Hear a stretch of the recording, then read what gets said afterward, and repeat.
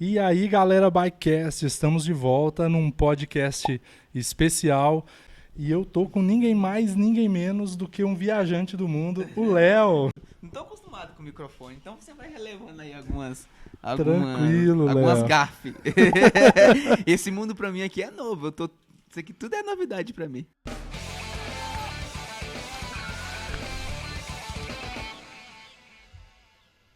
E eu e você aqui, simples comedor de feijão, estamos aqui também. Exatamente, Olha nós dois.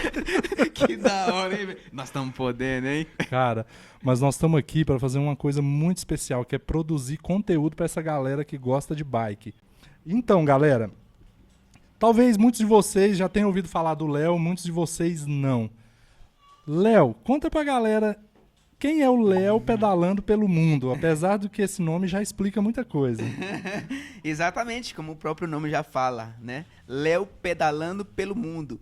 Qual que é o palco onde eu faço as minhas aventuras? O mundo, uai. Eu sou um cara que, há algum tempo atrás, resolveu sair dos padrões que a sociedade impõe pra gente e resolvi ir conhecer o mundo de uma forma diferente, inusitada, né? De bicicleta. Na ocasião, fiz isso por motivo de não tinha outro jeito pra me fazer conhecer o mundo senão de bicicleta. Fui impedido de ir de ônibus, de carro, sei lá, ou de avião por causa de dinheiro. Eu falei, mas não vai ser por causa de dinheiro que eu não vou conhecer o mundo. Vamos de bicicleta, ai. E eu gostei desse negócio, igual você falou aí, a bicicleta tá crescendo, né? Você falou. Demais. Demais. E é um negócio muito legal essa vibe de bicicleta. Eu costumo dizer que parece que todo mundo que tá envolvido nesse negócio de bicicleta é gente boa. Ou é uma família legal demais, você tá doido. Que bom, Léo. E que bom ter você nessa família. E agora que a gente está conhecendo, familiarizando com a história do Léo e agora eu conhecendo ele pessoalmente, eu fiz questão de não entrar em muitos assuntos com ele antes, justamente para eu ter essa informação junto com vocês. Porque eu vou fazer umas perguntas para ele aqui, para a gente conhecer melhor a história desse cara. Que legal. Essa história começou em meados do meio do ano de 2018. Como eu já disse no início, antes eu era uma pessoa normal.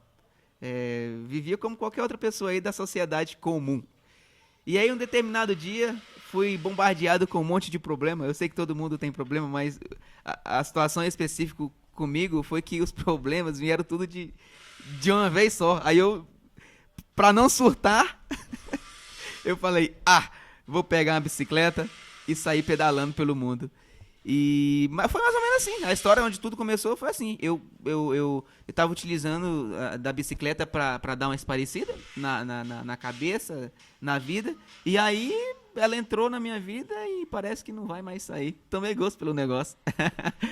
E qual foi o primeiro destino, assim? Você saiu de casa para pedalar, você tinha uma primeira meta, um primeiro destino. Mais ou menos. Eu não tinha bem um projeto, não. Veio virar um projeto depois que eu comecei, depois que eu já estava na estrada. Tudo começou lá em São Paulo, apesar de morar no Goiás. Eu morava no Goiás, agora eu não moro no Goiás. Eu não moro no Goiás, não moro em São Paulo, eu moro na estrada, né? Mas antes eu morava no Goiás e aí eu fui para São Paulo para acompanhar minha mãe lá no tratamento, tava lá visitando ela. E lá foi onde tudo começou. Aí eu fui em direção ao Rio de Janeiro, mas não tinha uma rota bem traçada assim. Eu fui em direção ao Rio de Janeiro, depois fui pra Vitória, aí voltei pra minha casa no Goiás, aí lá onde eu, entre aspas, projetei um projeto, diga-se de passagem, até grandioso, que era pedalar pelas 27 capitais brasileiras.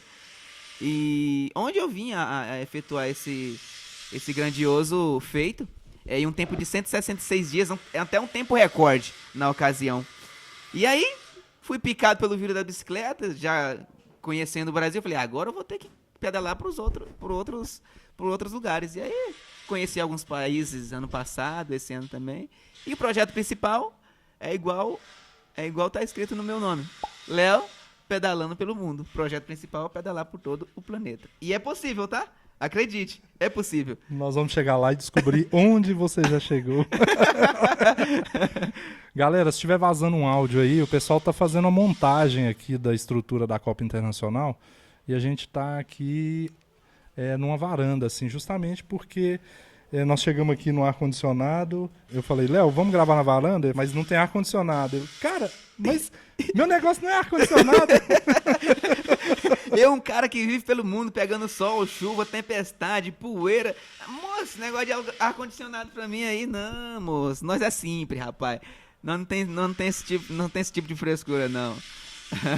Nós vai na chuva, no calor, no frio, dá nada não. Tô monitorando o áudio aqui pra ver se tá vazando. O amigão ali fazendo uma montagem, a luz é mais bonita pro vídeo, mas o áudio fica um pouco prejudicado. Mas vamos continuar. Involuntariamente ele vai fazer parte do podcast Vai. também. Léo, então nós paramos na sua primeira viagem, né? Aí você Sim. chegou a voltar pra casa antes? Eu voltei, depois que eu terminei as 27 capitais brasileiras, aí eu voltei. Aí fiquei lá por um tempo e percebi que desde então eu já tava... A bicicleta já tinha entrado na minha vida. Aí foi onde eu decidi sair do Brasil e conhecer alguns países da América do Sul, Central e do Norte. Então, Léo, aí você chegou em casa dessa primeira viagem e decidiu já fazer a internacional, é isso? Foi assim, ó. Eu cheguei lá, fiquei por mais ou menos 2, 3 meses em casa, fazendo alguns trabalhozinhos lá, os famosos bicos, né? Só que eu percebi que eu não ia parar de pedalar. E aí, um certo dia, um amigo meu que me seguia, ele falou assim, Léo, vou te mandar um vídeo aí que é a sua cara. Me mandou um vídeo do Inca Divide. E esse vídeo foi editado pelo Brenão. Era o Brenão no vídeo, na verdade, contando a história dele que ele tinha ido pro Inca Divide no ano anterior. E aí eu achei legal a ideia de participar desse tipo de competição, apesar de nunca ter tido essa experiência. Aí eu entrei em contato com o Breno. Tu conhece o Breno, né? Conheço.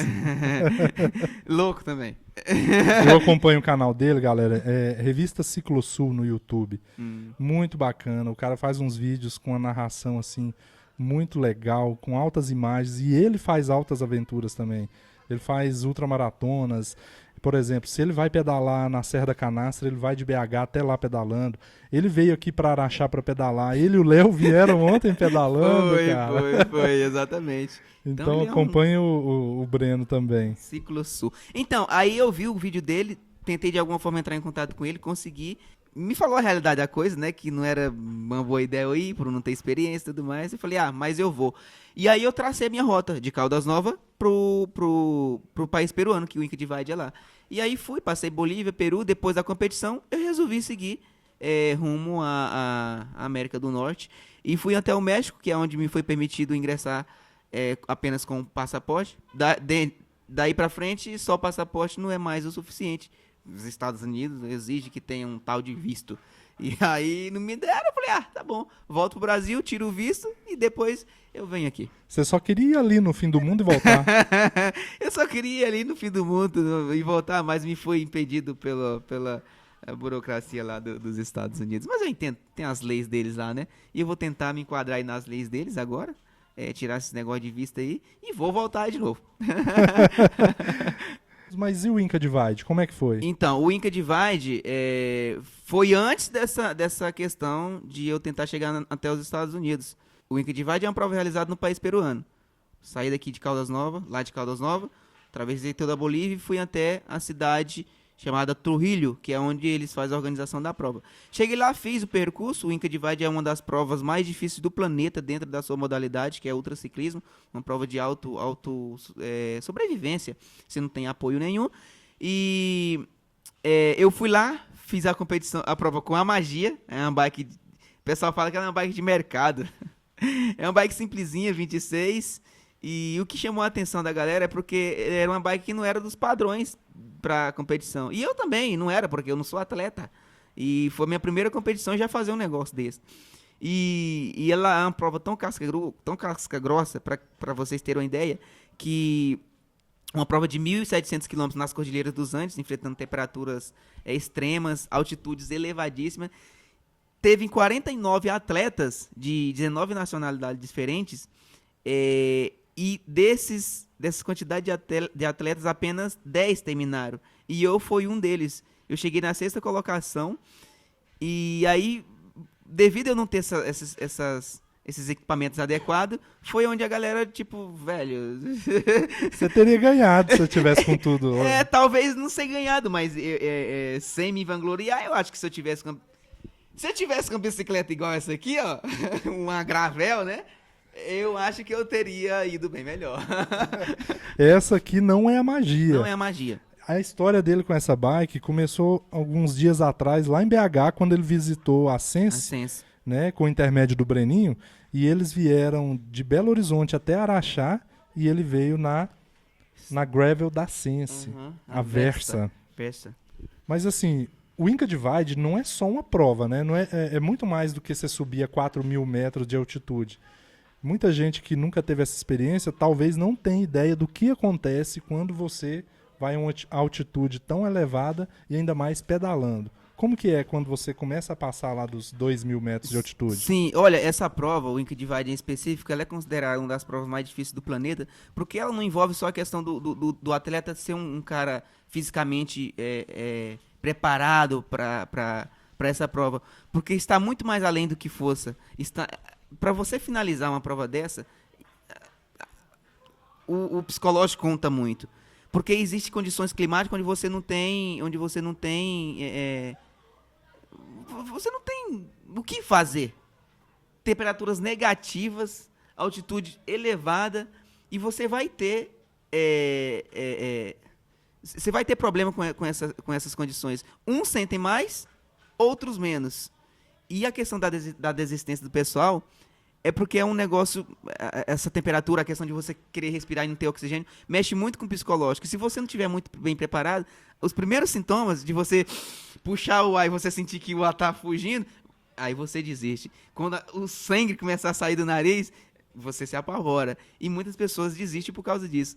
Eu, graças a Deus, conforme eu disse, umas pessoas sentem mais, outras menos. Eu senti menos. Até pelo fato de eu já ter ido pra lá pedalando. Então, eu já tava mais ou menos ambientalizado lá com o clima. Mas eu senti uma pressãozinha na cabeça. Não cheguei a sangrar pelo nariz, mas quando eu cheguei lá a 5.000 metros, o ponto mais alto da competição era 5.000 metros. Eu puxava o ar, eu sentia que parece que lá tem menos oxigênio, mas eu sobrevivi, porque psicologicamente eu tava muito bem. E eu vi um vídeo bem bacana seu, um dia que tava nevando e você entrou dentro de uma caverna pra se aquecer. Sim, isso aí foi o ponto mais crítico da prova. Eu tive outros problemas lá, mas esse aí foi o ponto mais crítico da prova. Justamente era nesse ponto mais alto da competição, 5.000 metros de altitude.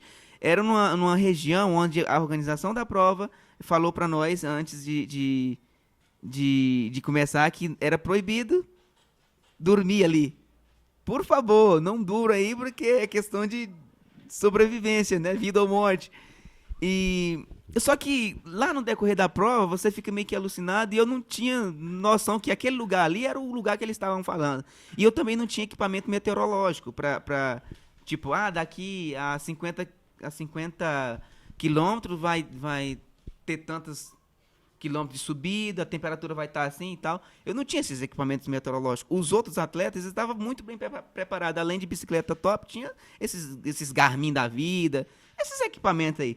E, inclusive o Brenin, quando ele chegou a um ponto mais baixo do que o que eu estava, ele visualizou como é que ia estar a situação, e ali ele falou assim, não subo, porque eu não vou arriscar morrer lá. E nessa ocasião que a gente ele tava fazendo essa análise, eu já era lá em cima, sofrendo na caverna. Era umas 2, 3 horas da madrugada, quando eu tava passando lá, nevando muito, muito, muito.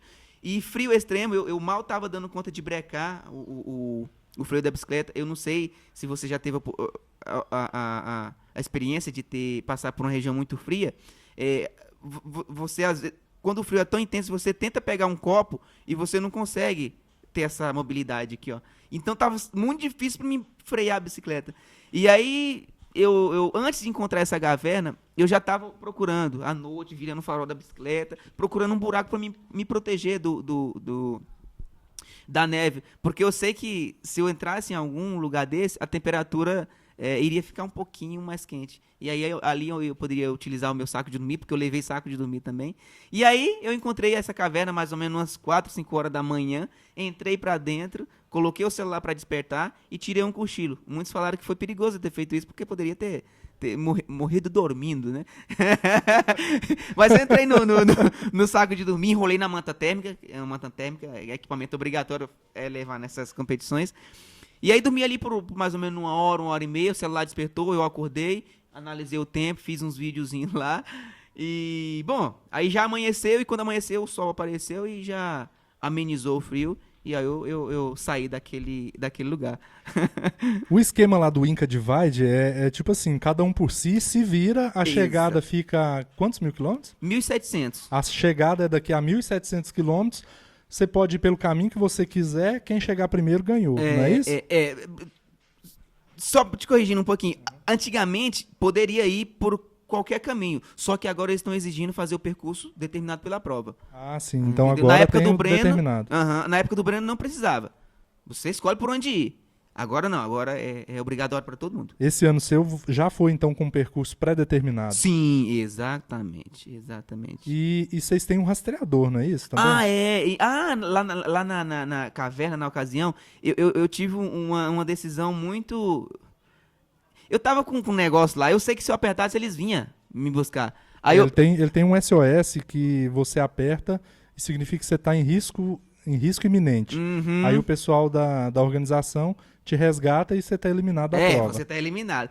Esse foi um dos motivos da qual eu não apertei. Eu queria apertar porque eu tava quase morrendo ali. Eu sabia que se eu apertasse o sofrimento ia acabar. Mas eu pensei, eu aperto aqui esse negócio e eu tô eliminado do trem.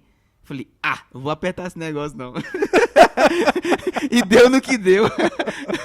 Sexto lugar no Inca Divide. Lugar. Com a magia. Que é uma bike bem simples, muito diferente dessa Gravel aqui. 2020 da Sense. E então aí você chegou. Quando você chegou, você já tinha noção que você era o sexto colocado ou não? Quando eu cheguei.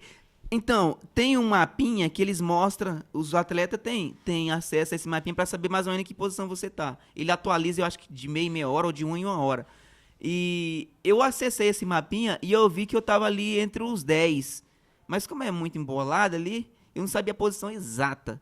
Aí quando eu cheguei, eles me informaram que eu tinha sido o sexto a chegar. Foi muito legal. Esta é só uma das aventuras do Léo. Eu tenho muitas aventuras. Essa é porque foi marcante, mas tem outras também bem marcantes. Venezuela também foi uma situação. Você passou pela Venezuela em crise. Em crise, meu amigo. Todo mundo falou. Meu amigo, como que o pessoal lá te ajudou assim? Porque a situação tá pesada pra todo mundo Renato, lá. Eu acho que você nem vai acreditar. Mas a Venezuela foi o país disparado onde eu tive mais, onde as pessoas foram mais solidárias comigo. Não, sério, cara? Sim, isso é verdade. Não que os outros países não tenham me ajudado, me ajudaram demais. Peru, Guatemala, enfim, todos me ajudaram. Mas a Venezuela, cara, disparado, foi o país onde as pessoas mais me ajudaram. É até uma contradição, né? Porque como assim se a Venezuela tá ferrada, né? Mas, cara, os venezuelanos são gente boa demais, velho. Eu atravessei ela de ponta a ponta em mais ou menos 2 semanas. E uma coisa que aconteceu lá na Venezuela, lá existe uma grande savana. Eu não sei se você conhece. Já ouviu falar, grande savana? Já. Não conheço, mas já ouvi falar. É famosíssima.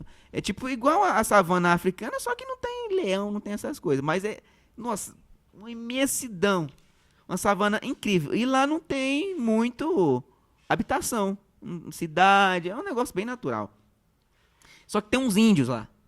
E aí, eu antes de começar a atravessar a Venezuela, eu pedi minha mãe pra me enviar um dinheiro pra me comprar coisas lá dentro, porque eu sei que lá seria difícil pra ela enviar pra Venezuela, devido a esses problemas aí. Aí eu já preveni, ela me mandou cerca de R$200.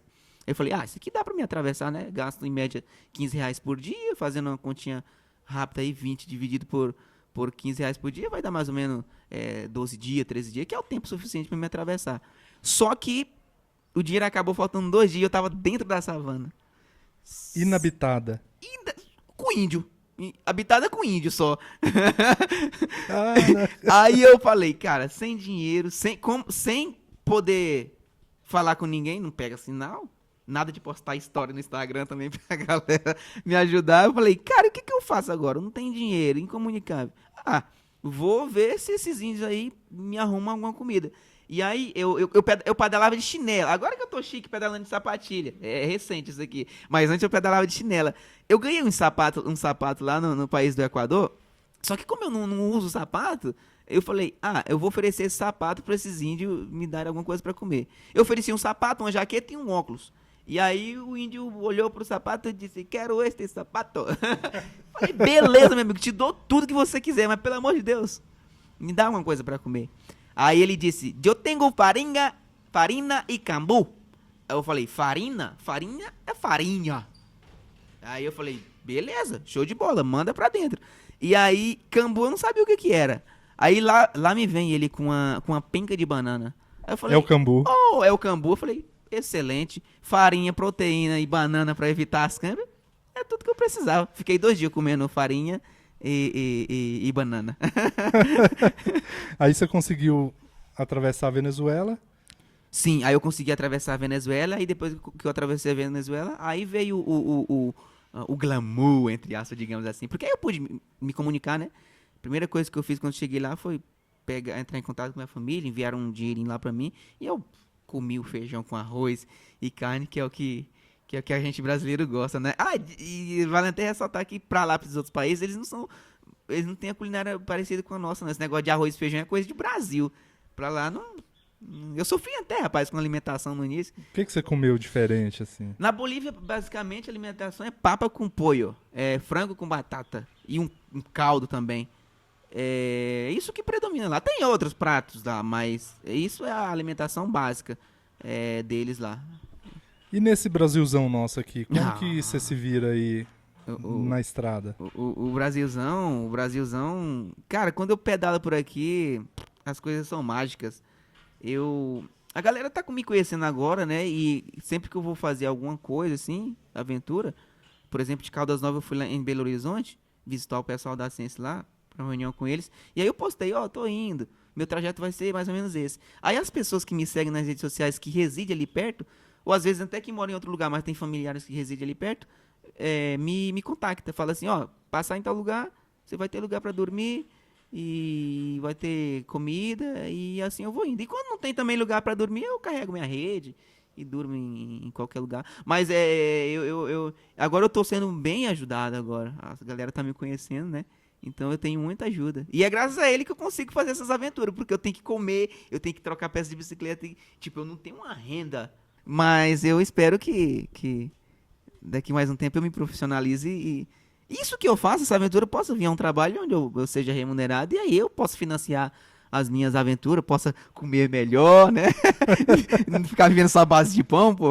Eu vi na entrevista que você fez com o Breno fez com você, eles te perguntaram assim, você falou, o dia que eu tenho dinheiro eu esbanjo, o dia que eu não tenho eu economizo. Eles ficaram Aí até... eles perguntaram, o que é esbanjar pra você? Aí você falou assim, é gastar R$30 por dia. Sim, sim, porque geralmente eu compro só o almoço, geralmente. Porque é caro você comprar café, lanche, almoço e janta. Fica caro. Bom, pra mim fica caro. Pra você comer bem fazendo isso, você, sei lá, de um lugar pro outro, você vai gastar, sei lá, uns 60, uns R$70. Já pensou todo dia gastando isso? Pra mim é inviável. Então, eu gasto em média 15 a R$20 por dia, porque a minha comida principal é só almoço.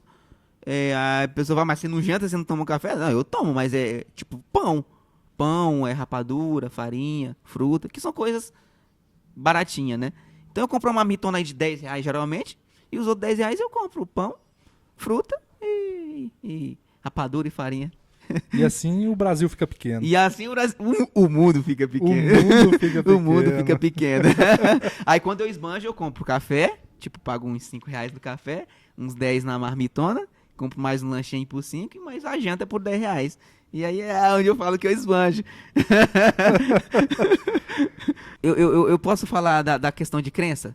Pode. Eu não tô falando de religião não, tá? Tá ok. Que fique bem claro. Tá bom. Seja lá qual for a religião do povo aí. O papo aqui não é sobre religião, é sobre crença. Conta essa história. Eu vou te contar uma história aqui. Já me aconteceram muitas evidências, muitos fatos, para que eu aumente mais ainda a minha fé no Criador. Eu vou te contar só uma. Um certo dia, eu estava numa cidade chamada Terra Rica, lá no estado do Paraná. Eu cheguei nessa cidade destruído, cansadíssimo. Eram as 9 horas da noite, mais ou menos.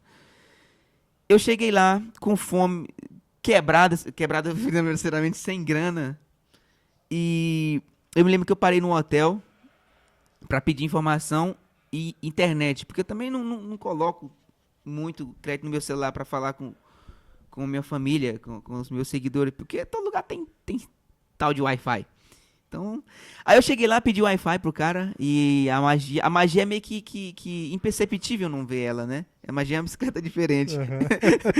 Aí o cara viu aquilo ali, já começou a me fazer umas perguntas. Aí enquanto eu tava respondendo minha família, ele me ofereceu um prato de comida. Perguntou, você quer? Eu falei, pô, mas tá perguntando se macaco quer banana? É lógico que eu quero. Aí eu falei, opa, o dia já tá finalizando bem legal, né? Ganhei um prato de comida, nossa, comida, que devorei aquilo ali. E aí eu continuei a viagem. Pedi pra ele informações sobre um posto pra me hospedar. E ele falou, olha, aqui é meio complicado, os postos não tem estrutura pra dormir. Não é igual aqueles postos de BR que dorme caminhoneiro e tudo mais. Eu falei, mas eu vou fazer uma tentativa. Aí fiz algumas tentativas lá e não deu certo. E eu tava indo na estrada principal da cidade e encostou uma caminhonete por mim. Ela nem parou, só diminuiu a velocidade e baixou os vidros. E o Valdemar, o nome do condutor, lembro até hoje o nome do cara. Ele disse, rapaz, mas você anda bastante, hein? Te contei ali uns 70 quilômetros pra trás, no final da tarde você já tá aqui. Eu falei, pois é, cara. E todo cansado, meio que, não mal-humorado, mas nossa, tava muito mal. Pois é, amigo. Você vê, né? Ele falou, cara, parabéns. Vai pra onde? Eu falei, tô indo por aí. E vai dormir aonde? Eu falei, tô caçando um posto de combustível pra mim dormir. Ele falou, beleza, boa sorte então. Levantou os vidros do carro e foi embora. Aí eu pensei assim comigo, eu mentalizei assim, Deus, cara, eu tô fudido, ferrado aqui. Nossa, eu queria tanto um lugar pra descansar, um lugar decente, uma cama, eu tô acostumado com rede, barraca e tudo mais, mas aquele dia eu precisava de um lugar bem aconchegante pra me dormir. E comer bem também. Deus, você podia fazer esse cara voltar e me levar pra casa dele. Se você fizer isso, pô, eu vou dizer que você é. Só que Deus não precisa fazer nada pra você pra provar que ele é Deus ou não é Deus. Se ele fizer alguma coisa pra você, beleza, ele é Deus. Se não fizer, ele é Deus do mesmo jeito. Mas naquele dia parece que eu queria provar ele, né? Eu queria que ele me provasse, né? Cara, eu mentalizei isso, né? Renatão, só que não aconteceu nada disso. Passou 5 minutos, as caminhonetes sumiu. Eu falei, isso não vai acontecer. Aí eu procurei uns lugares, não encontrei. No último posto da cidade, praticamente, cheguei lá e a mesma história. Aqui não tem estrutura, nem banheiro tem aqui. Aí eu falei, cara, e agora o que eu vou fazer? Aí eu tava lá no posto, assim, meio que desamparado lá, pensando no além. E aí eu ouço uma voz falando assim atrás. Papai, é ele, papai, é ele. Antes de virar, eu já falei, cara, não é possível que aqui... Tava o Valdemar, o filho dele e a esposa dele dentro da caminhonete.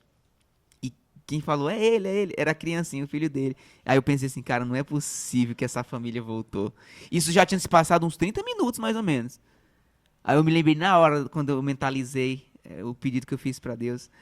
E aí eu virei assim, falei, Aí eu me emocionei, falei, cara, não é possível. E ele chegou, velho, você tava aonde? Tem meia hora que eu tô te procurando e não te encontro. Falei, velho, eu tô procurando um lugar pra me dormir. Ele falou, a gente é dono de uma rede hoteleira aqui na cidade de Terra Rica. Quando eu me despedi de você, eu liguei pra lá ver se tinha um quarto disponível. Tem um quarto lá, você não quer ir, não? Eu falei, meu irmão, é lógico que eu quero ir. E aí ele me levou pra lá, Renatão. Nossa, aí, antes de dormir, de comer, tomar banho... Quando eu mentalizei isso, eu falei, Deus, se você fizer isso, eu prometo pra você, primeira coisa, quando eu chegar lá nesse lar, vou ajoelhar no chão, chorar igual uma criança. E assim eu fiz. Chorei não na frente dos outros, né? Porque tem o tal de que homem não chora, né? E tal. Chorei sozinho lá dentro do quarto. Nossa senhora. Inclusive eu choro muito nas viagens, né? Eu me emociono muito nas viagens quando eu tô sozinho. Pra isso que quando a gente tá sozinho nessas vibes aí, a gente fica mais sensível, né? A gente... Cara, eu fiz o Sertão Diamante, que é uma prova espetacular. Uhum. Na Serra do Espinhaço, em Diamantina. Eu me emocionei 3 vezes durante a prova. Sozinho, né? Sozinho. Parece que quando a gente tá sozinho, a gente... Eu não sei. Tu tá entendendo o que eu tô falando, porque tu já Claro, passou por cara. isso. Eu não sei, parece que a gente fica mais próximo Da natureza, Sim, né? De tudo, cara. do universo. Sim, de Deus. Então, eu me emociono muito quando eu tô sozinho. sabe? Às vezes eu fico até pensando que parece que eu tô enlouquecendo, porque às vezes eu fico falando sozinho, chorando, gritando. Eu falo, o que que é isso? Será que eu tô enlouquecendo? Cara, que loucura, mas é muito doido. A gente se reencontra quando a gente tá sozinho. É muito legal, muito legal. Ô, Léo, foi um prazer ter esse bate-papo com você. A gente contou, assim, 1% dessa história legal e eu agradeço a disponibilidade de você poder conversar com a gente, compartilhar com os ouvintes do podcast e com os assinantes do canal do YouTube a sua história. Uhum. E é uma oportunidade para a galera te conhecer. Ó, se você ouvir falar que o Léo, pedalando pelo mundo, tá passando por aí, é esse cara gente boa aqui, tá? Tá? Ele pode ir para sua casa, dormir, tá? É um cara muito massa. Pô, obrigado. Né? A galera tá ajudando mais porque tá conhecendo o Léo, né? Uhum. E essa história incrível dele. Sabe uma coisa que eu descobri, Renatão? Eu conversei com o Breno um tempo desse, e com ele também aconteceu algumas coisas assim, das pessoas ajudarem ele. E aí eu falei assim, Breno, não, às vezes eu fico meio assim, sem graça, porque as pessoas me ajudam tanto e eu não tenho nada pra dar em troca pra eles. Aí o Breno falou assim, moço, você tá ficando maluco? Como é que você fala um negócio desse? Só a sua presença, só a sua história, cara, pra eles não tem preço. Aí eu fiquei pensando depois, as pessoas que me ajudam, que me apoiam durante essa aventura, de certa forma, eles se sentem realizados em me ver fazendo coisas que eles queriam fazer, mas por algum motivo não podem. E aí por isso que eles são carinhosos comigo e me ajudam. E às vezes a minha presença ali pra eles, a minha história, é como se fosse o pagamento. E o seu astral, né? Que é o mais famoso do Léo, é o astral dele. Obrigado, O Léo, cara, você nota a presença dele de longe. Você já ouve a conversa, já escuta o sorrisão dele, a gargalhada dele. É muito bacana. Léo, muito obrigado por compartilhar com a gente essa história bacana sua. Eu que agradeço, meu querido. A galera que não conhece ainda, né? Se quiser acompanhar as aventuras do Léo aí na íntegra, pode ir lá em qualquer rede social. Instagram, Facebook, tem um canalzinho lá também no YouTube. Meu endereço lá é Léo Pedalando pelo Mundo. Então vão lá, procure e comece a acompanhar aí a aventura do Léo, você que ainda não conhece. Eu deixei o Léo sozinho aqui que eu fui tentar achar o interruptor pra gente acender a luz, peraí. Ah não, tranquilo. Aê, ué. Agora ficou legal. Eu já sou pretinho, no escuro ferrou, ninguém vai ver nada. E nós estamos aqui, cara, numa varanda maravilhosa diante de um pôr do sol. Fantástico. Olha só, o cara começou o barulho. Mas ainda bem que a gente já terminou. A gente já terminou. Ainda bem, né? Bora filmar o pôr do sol então pra mostrar pra galera. Vamos. Então, galera, acessem lá o Instagram do Léo. Ele posta stories, assim, vários stories. A gente vai poder viver um pouco dessa história. Você que não tem a oportunidade de fazer uma aventura como a dele, vamos participar das histórias dele, que são muito bacanas. A gente se realiza, como o Léo falou, como a gente não pode ver, né? Vamos nos inspirar vendo a história dele. Que legal, tamo junto. Valeu, Léo. Obrigadão pela participação. Que isso, eu que agradeço o seu tempo, tá bom? Valeu, Léo. Valeu. E é isso aí, galera. A gente fica por aqui, mas a resenha nunca para. Acesse o nosso canal do YouTube, se inscreva, acompanhe os nossos vídeos e a nossa resenha de pedal. Assine o podcast, fique por dentro dos próximos, vem muita história por aí. Aquele abraço e bora pedalar.